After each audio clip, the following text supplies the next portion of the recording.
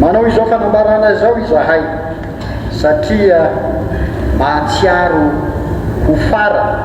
na gisika sy faralahin-jaza foana amin'ny zavatra rehetra miseho sy mandalo eto amin'ny firenena. Natao ny fanendrena ireo mpikambana eo anivon'ny gouvernemanta indroa amin'ny sisy dia sy nahatafiditra olona izahay tao amin'ny faritsy ivelany. Tsy kivy anefa izahay fa mbola manantena hatrany ny andro, any volana, any taona mbola hiposaka aminay ihany ny masoandro. Mbola maro rahateo ny fanendrena izay ho avy, anisan'izany lehibe ny faritra sy ireo talekaritra maro isan-karazana izay ampenainay fa mba hisy zanaky mimelaka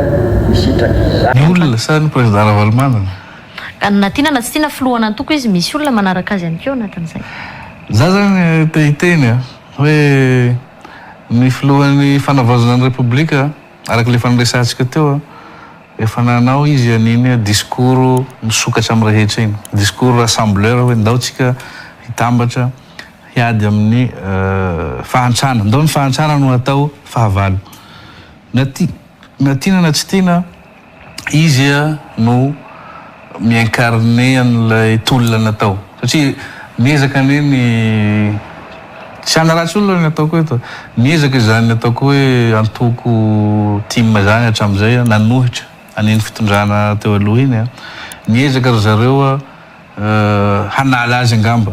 hoe tsy halany azy, hanala azy koa teo amin'ny toerana tamin'ny alalan'ny tolona zay niarahana nanao fa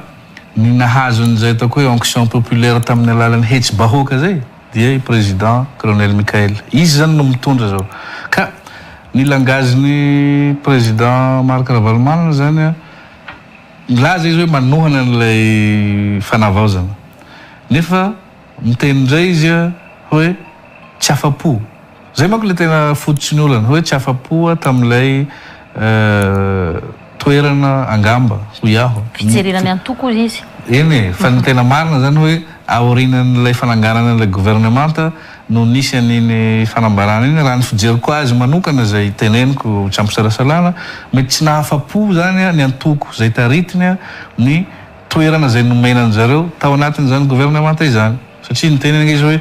zay kely omenanay hainay no mampiasa azy hozy izy ka ankehitriny na soainao mijoro hoe miaraka mitady vahaolana ho an'izay famahana ny olany fahantrana zay araky nolazainy président colonel Mikael zay na soainao mijoro ho mpanohitra ohatrany ataony Irmara fa tsy hoe sady manamely amasom-bahoaka hafa manko ny namana manko any amin'ny privé izy no miteny hoe tsy mety koa satria ty tokony atao an'izao zay ny namana hoe miaraka manohana zany fa ny tsy namana ohatrany hoe sady eo ihany ianao maka an'ilay fiarahana mitantana nefa ato ambadika ianao manao langage hafahafa farany ane lasa ohatrany tafiteny zay ny président Mikael taty satria le izy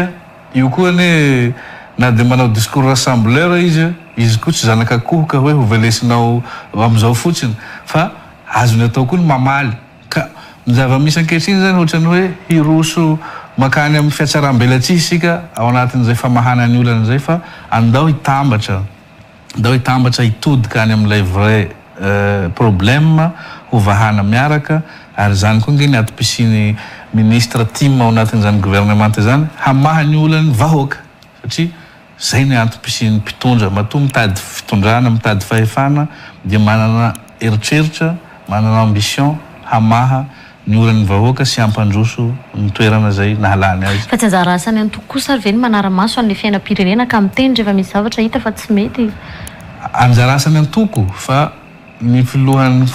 ataoko hoe filohan'ny fanavaozana ny repoblika zany manko ray aman-dreny eto amin'ny firenena dia misy fomba azo atao ifampiresahana ao anatin'izay fiarahana zay mahakasika an'izany.